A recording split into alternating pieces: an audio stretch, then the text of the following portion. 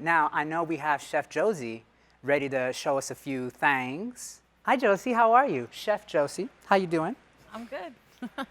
I'm good. How are you? Good, good, good. Now, where are you coming in from? I am coming in from 64 Degrees, which is in Revelle College at UCSD. We're at our demo kitchen that's been about like 4 years old.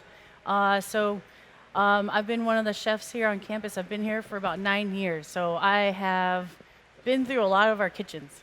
Yeah, so we're doing Pinoy pork barbecue ribs. Generally, ribs take a long time to get really tender, so we try to take advantage of the power of the Instant Pot to speed up that process a little bit. I have the ribs that are like 12 piece, so it's about like 4 pounds. And there's this film on the back of the ribs that I'm not sure if the camera can see, but there's this little skin here that I like to remove. And in their book, they also say to remove this film, and you kind of have to, it's a little bit hard with gloves, but you pull this skin, if I can get it. Okay, there we go. And I like to remove this little like silver skin membrane because then it helps to marinate the meat a little bit more. What brings you the most joy when you cook? I think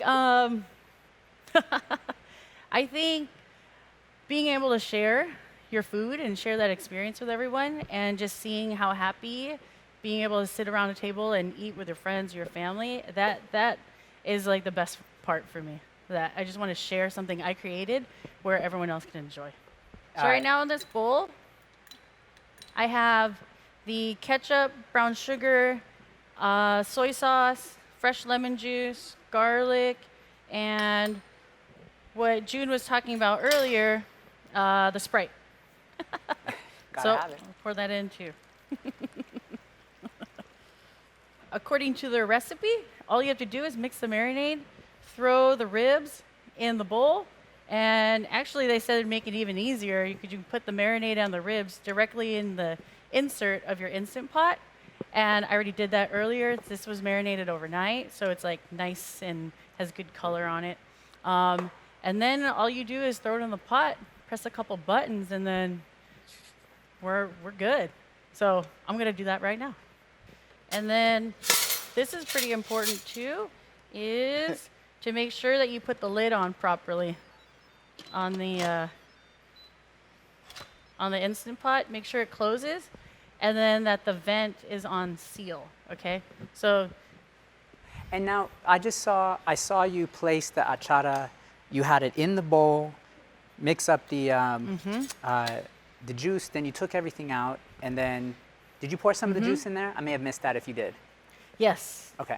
No, I did, yeah. So I put a little bit of the pickling juice in there, so that way it can pick up a little bit more flavor. So this is what it looks like. This is 24 hours. So you can tell that the vegetables are kind of like curling a little bit and have broken down a little bit, and they've picked up a lot of the flavor. So this is going to be really nice with the ribs. What I'll do is, so we'll pretend we had ribs, okay? And so I took the pandesal, which is like pretty nice. So if you can, I don't know if they can zoom in on this, but it came out pretty good. You don't see the steam anymore, but it's pretty good. So just open them up, save a little time. And then I have the archata. And I would put the ribs in, and then all you have to do is just top the archata over it, just like this.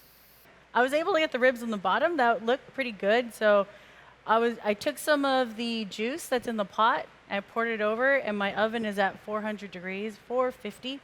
And I'm gonna put it back in the oven just so we can get a little more caramelization. And then I can plate it up, and I can cut it, and I can try to fill those pandesal buns with some ribs too. So we'll get a true slider, okay?